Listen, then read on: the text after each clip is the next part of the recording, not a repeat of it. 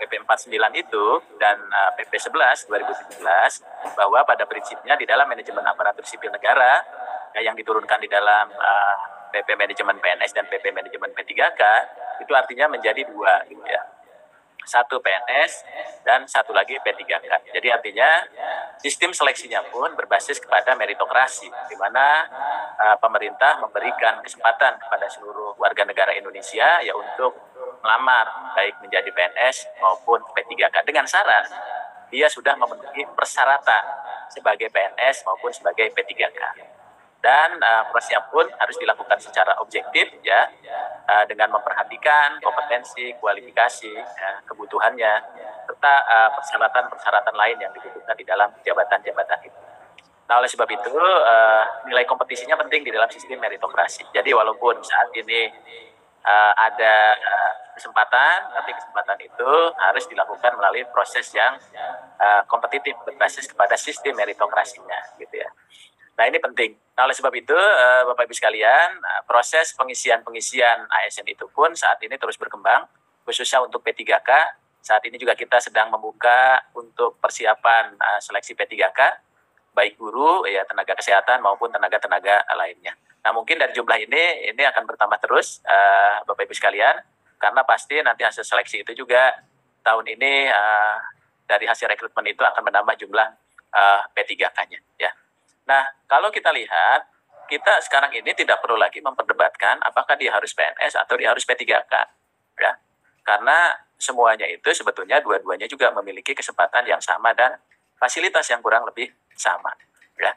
Jadi, kalau misalnya di jabatan-jabatan PNS atau statusnya dia PNS, dia bisa menduduki jabatan di pemerintahan dan mengisi seluruh jabatan ASN. Jadi, apa saja kalau PNS itu boleh. Tapi kalau P3K ini adalah jabatan ASN yang dapat diisi oleh JF, kemudian JPT Madya dan utama tertentu ya, sesuai dengan kebutuhannya. Dan yang paling penting adalah ketika di posisi P3K itu usia paling rendahnya itu 20 tahun dan paling tinggi setahun sebelum batas usia dalam jabatan. Jadi P3K itu memiliki fleksibilitas ya dibandingkan dengan PNS yang usianya itu 18 dan paling tinggi 35 tahun. Jadi termasuk berarti syarat-syarat lainnya itu dia bisa terpenuhi. Nah, oleh sebab itu di dalam manajemen P3K itu sudah diatur dari mulai penetapan kebutuhan sampai dengan perlindungannya. Ya, jadi artinya kita memiliki kesempatan yang sama dan fasilitas yang sama ketika jadi P3K. Walaupun misalnya orang seperti tidak punya masa depan, misalnya karena nggak ada pensiunnya dan sebagainya, kan itu bisa dibangun. Nah, oleh sebab itu kesempatan ini akan menjadi lebih luas. Nah, untuk P3K ini, jabatan-jabatannya juga sudah ditentukan dengan kriteria, ya baik di jabatan fungsional ataupun di JBT tertentu yang memang kompetensinya tidak tersedia atau terbatas di kalangan PNS. Sehingga diperlukanlah kompetensi-kompetensi di luar PNS, ya salah satunya adalah di posisi P3K. Nah, yang P3K ini adalah, Bapak Ibu sekalian, kita sudah menetapkan di dalam Perpres itu ada 147 jabatan fungsional, yang bisa diisi oleh P3K, dan di Kepmenpan 76 2022 itu ada 46 jabatan fungsional. Jadi inilah jabatan-jabatan nanti yang bisa diisi oleh P3K.